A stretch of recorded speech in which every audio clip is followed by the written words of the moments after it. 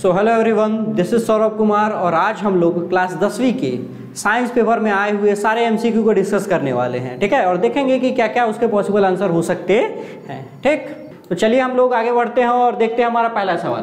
पहला सवाल क्या है कि हमें प्रोडक्ट एक्स बताना है कि क्या होगा।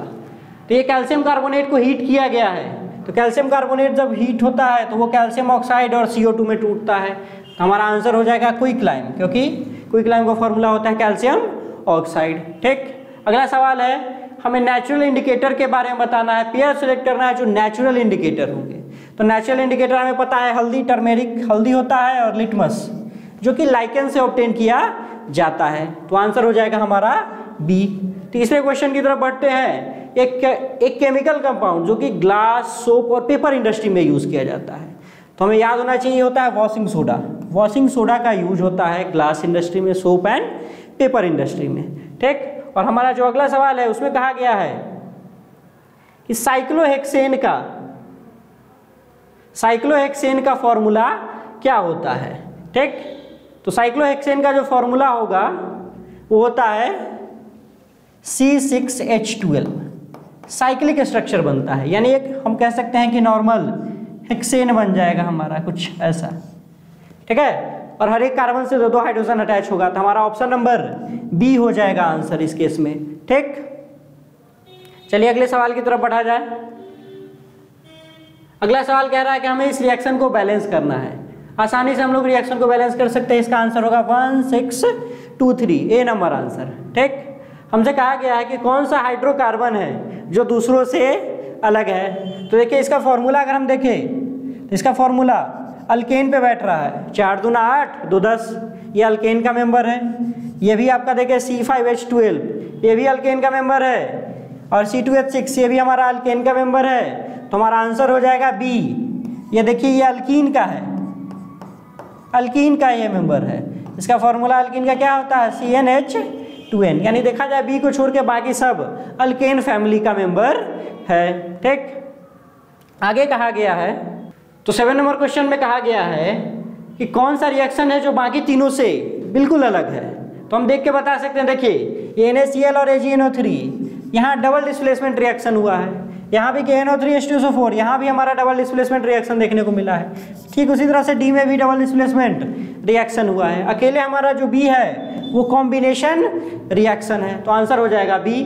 ठीक, अगले क्वेश्चन की तरफ बढ़ते हैं। कहा जाए कौन सा प्लांट हार्मोन जो है वो सेल डिवीजन के लिए रिस्पॉन्सिबल है। तो हमें पता है ये साइटोकाइनिन होता है। साइटोकाइनिन जो प्लांट हार्मोन होता है वो सेल डिवीजन को प्रमोट करता है। ठीक, चलिए अगले क्वेश्चन की तरफ हम लोग बढ़ते हैं। अगला क्वेश्चन कह रहा है कि फ्लावर का कौन सा पार्ट है जो इंसेक्ट को अट्रैक्ट करता है पॉलिनेशन के लिए। ठीक, तो इसका आंसर होगा सेपल एंड पेटल्स। ठीक, 99% केसेस में पेटल्स जो होते हैं वो फ्लावर इंसेक्ट को अट्रैक्ट करने का काम करते हैं, लेकिन एक एक्सेप्शन है इसमें कि गुलमोहर पौधा का जो सेपल होता है वो भी अट्रैक्ट करता है इंसेक्ट को। ठीक, वो भी कलरफुल होता है गुलमोहर पौधा का, इसीलिए इसका आंसर ए होगा, सेपल एंड पेटल्स। ठीक, अगला सवाल है कि एक एक्सपेरिमेंट किया गया और 2 सेपरेट ट्रेट्स के ऊपर देखा गया। ट्रेट्स क्या क्या थे, एक था शेप था और दूसरा कलर ऑफ सीड था, और कहा गया कि F2 जनरेशन में जो कॉम्बिनेशन देखने को मिला प्रोजेनी में वो कैसा होगा। तो हमें पता है इसका आंसर होता है 9:3:3:1। ठीक है, ये इनहेरिटेंस चैप्टर में दिया हुआ है कि जब 2 ट्रेट का हम लोग क्रॉस करवाते हैं तो हमारा जो फाइनली प्रोजेनी बनता है F2 जनरेशन में उसका रेशियो होता है 9:3:1। ये गिवन है आपकी किताब में। ठीक, सो अगला सवाल कह रहा है कि कौन सा स्टेटमेंट सही है ह्यूमन हार्ट के बारे में। ठीक है, तो पहला स्टेटमेंट कह रहा है कि राइट आर्ट्रियम जो है वो रिसीव करता है ऑक्सीजनेटेड ब्लड। ये गलत है, स्टेटमेंट ही गलत है, क्योंकि राइट आर्ट्रियम जो होता है वो डीऑक्सीजनेटेड ब्लड को रिसीव करता है पूरे बॉडी से। तो देखा जाए तो हमारा सी ऑप्शन सही लग रहा है, right atrium receive deoxygenated from different parts of the body, और वेना कावा के थ्रू रिसीव कर सकता है। ठीक है, करता है, तो हमारा सी ऑप्शन सही है। तो देखा जाए सी ऑप्शन एक ही में है आपका, बी एंड सी। एक बार बी भी पढ़ लेते हैं हम लोग कि लेफ्ट आर्ट्रियम क्या करता है, ऑक्सीजनेटेड ब्लड को ट्रांसफर करता है लेफ्ट वेंट्रिकल में, और फिर लेफ्ट वेंट्रिकल क्या करेगा, हार्ट का जो लेफ्ट वेंट्रिकल होता है वो ब्लड को पूरे बॉडी में फिर पंप कर देता है। तो हमारा बी ऑप्शन भी सही है, तो हमारा क्लियर आंसर है बी एंड सी। ठीक, तो चलिए अगले सवाल की तरफ बढ़ते हैं। सवाल कह रहा है कि 2 टॉल पी प्लांट को लिया गया है, ठीक, और उनका जो ऑफस्प्रिंग है उनमें कुछ ही डॉर्फ प्लांट देखे गए हैं। यानी हमारा अगले जनरेशन में जो प्लांट आया है वो कैसा है, कुछ ही छोटे पौधे हैं, यानी ज़्यादातर पौधे कैसे होंगे, टॉल होने चाहिए। ठीक, तो हमें बोल रहा है कि पेरेंट का जीन कॉम्बिनेशन क्या क्या हो सकता है। तो देखा जाए ये तो पेरेंट का जीन कॉम्बिनेशन होगा नहीं, क्योंकि ये डबल टी अगर पेरेंट का जीन कॉम्बिनेशन होता है तो पेरेंट ही टॉल नहीं स्मॉल हो जाएंगे, जो कि क्वेश्चन में कहा गया है कि दोनों पेरेंट कैसे हैं, टॉल है। तो ऑप्शन सी तो हमारा ऐसे ही कैंसिल आउट हो गया। ठीक, और देखा जाए डी भी हमारा ऑप्शन नहीं हो सकता। क्यों नहीं हो सकता, क्योंकि इन दोनों के कॉम्बिनेशन से जितने भी प्रोजेनी बनेंगे या ऑफस्प्रिंग बनेंगे ये सारे क्या होंगे, टॉल ही होंगे। और हमें सवाल में क्या क्या गया है कि कुछ डॉर्फ प्लांट है, तो डी भी खत्म। देखा जाए सी, बी भी हमारा नहीं हो सकता, क्योंकि यहाँ पेरेंट स्मॉल दे दिया गया है, डबल टी है, यानी पेरेंट का एक पेरेंट क्या हो जाएंगे, डॉर्फ हो जाएंगे, तो हमारे क्वेश्चन को कॉन्ट्राडिक्ट करेगा। तो हमारा एक ही ऑप्शन बच रहा है, ऑप्शन नंबर ए होगा इसका राइट आंसर। ठीक, अगले सवाल की तरफ बढ़ते हैं। कहा गया है कि फेनोमेना ऑफ लाइट जो कि इन्वॉल्व होता है रेनबो के फॉर्मेशन में, स्काई में, वो क्या क्या होता है। तो सबसे पहले देखिए रेनबो में क्या होता है, सबसे पहले होता है हमारा रिफ्रैक्शन। ठीक, और जैसे ही ड्रॉप के अंदर प्रवेश करता है तो होता है डिस्पर्सन, और डिस्पर्सन के बाद होता है वहाँ पर टोटल इंटरनल रिफ्लेक्शन, यानी ये सीक्वेंस में होता है। तो हमारा आंसर नंबर क्या हो जाएगा इसका, बी। ठीक है, सो अगले सवाल में कहा गया है कि 4 वायर हैं और सब सेम मटेरियल से बने हुए हैं, यानी सबकी रेसिस्टिविटी क्या हो जाएगी, सेम। हमसे कहा जा रहा है किसका रेसिस्टेंस मिनिमम होगा अगर डायमीटर और लेंथ को, ठीक है, क्रमशः बढ़ाया या घटाया जाए। ऑप्शन क्या क्या दिया है, डायमीटर को आधा कर दिया जाए। ठीक, तो हमें पता है अगर डायमीटर को आधा करेंगे हम लोग तो हमारा रेसिस्टेंस क्या हो जाएगा, 4 गुना बढ़ जाएगा। ठीक, और लेंथ हमारा क्या हो गया है, 4 गुना कम हो गया है, तो 4 गुना घट जाएगा रेसिस्टेंस। यानी देखा जाए तो पहले केस में रेसिस्टेंस जस का तस रह जाएगा। ठीक, इस केस में आते हैं हम लोग कि देखिए हमारा डायमीटर को 4 गुना कम कर दिया गया है, यानी हमारा जो रेसिस्टेंस है वो क्या हो जाएगा, देखा जाए तो रेसिस्टेंस हमारा हो जाएगा 4 गुना कम, यानी 16 गुना बढ़ जाएगा। ठीक है, और हमारा लेंथ 4 गुना बढ़ गया, यानी रेसिस्टेंस देखा जाए तो 64 गुना बढ़ जाएगा बी वाले ऑप्शन के हिसाब से। ठीक, फिर सी ऑप्शन देखा जाए तो हमारा डायमीटर क्या हो गया है, 2 गुना हो गया है, तो रेसिस्टेंस 4 गुना कम हो जाएगा। रेसिस्टेंस हमारा 4 गुना कम हो जाएगा और लेंथ जस का तस है, यानी देखा जाए इनिशियल के मुकाबले हमारा रेसिस्टेंस 1/4 हो जाएगा। चौथा ऑप्शन देखा जाए तो हमारा डायमीटर को 4 गुना कर दिया है, यानी रेसिस्टेंस हमारा 16 गुना कम गया होगा। ठीक, और लेंथ 2 गुना हुआ है, यानी देखा जाए तो इस केस में हमारा 1/8 टाइम्स आ रहा है, यानी सबसे रेसिस्टेंस किस केस में होगा कम, ऑप्शन नंबर डी।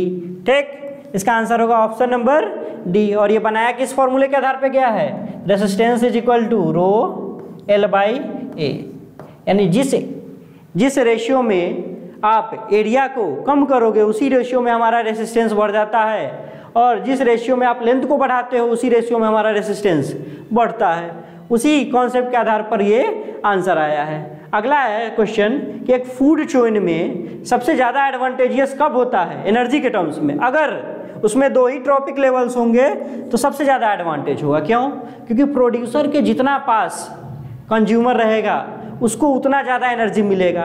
ठीक, क्योंकि हमें पता है कि 10% लॉ के हिसाब से क्या होता है, एनर्जी हर एक ट्रॉपिक लेवल पे घटता जाता है।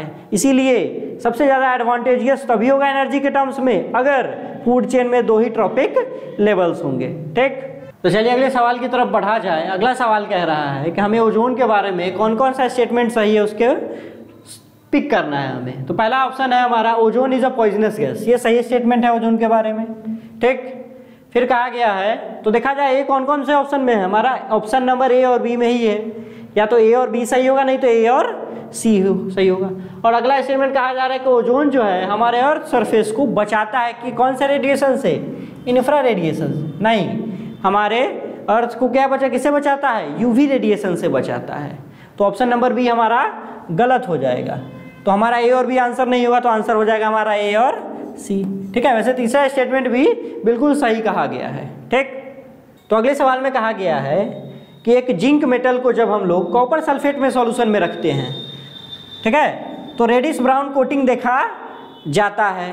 ठीक, जिंक के ऊपर, यानी देखिए जिंक प्लस कॉपर सल्फेट क्या होगा, रिएक्शन डिस्प्लेस कर देगा ZnSO4 प्लस Cu, यानी देखा जाए तो क्या होगा, कॉपर का डिपोजिशन होने लगेगा किसके ऊपर, जिंक के ऊपर। ठीक है, तो हमारा और कॉपर का कलर क्या होता है, रेडिश ब्राउन, यानी हमारा स्टेटमेंट, पहला स्टेटमेंट बिल्कुल सही है। तो यह असर्शन हमारा ट्रू है। रीजन देखा जाए, copper is more reactive than zinc, ये गलत है वैसे हमारा, ये रीजन बिल्कुल गलत है, स्टेटमेंट ही गलत है। तो ऑप्शन नंबर क्या हो जाएगा हमारा, A is true and R is false. ठीक, सी हो। अगला है, असर्शन में कहा गया है कि एक ऑफस्प्रिंग जो प्रोड्यूस होता है एसेक्सुअल रिप्रोडक्शन से, वो जेनेटिकली सिमिलर होता है पेरेंट्स के। बिल्कुल सही बात है, क्योंकि वहाँ पर क्या होता है, डीएनए का कॉपी होता है। ठीक, तो हमारा ये असर्शन बिल्कुल सही है। रीजन देखा जाए, asexual reproduction involves a single parent, बिल्कुल एसेक्सुअल रिप्रोडक्शन में क्या होता है, एक ही पेरेंट इन्वॉल्व होता है, यानी डीएनए का कॉपी होता है, और इसीलिए हमारा जो ऑफस्प्रिंग प्रोड्यूस होता है वो बिल्कुल जेनेटिकली सिमिलर होता है। तो देखा जाए असर्शन को रीजन पूरी तरह से एक्सप्लेन भी कर रहा है, तो इसका आंसर हो जाएगा ऑप्शन नंबर ए। ठीक है, हमारा ऑप्शन नंबर क्या कह रहा था, ए होता है कि दोनों ट्रू हो और रीजन करेक्ट एक्सप्लेनेशन हो ए का, असर्शन का।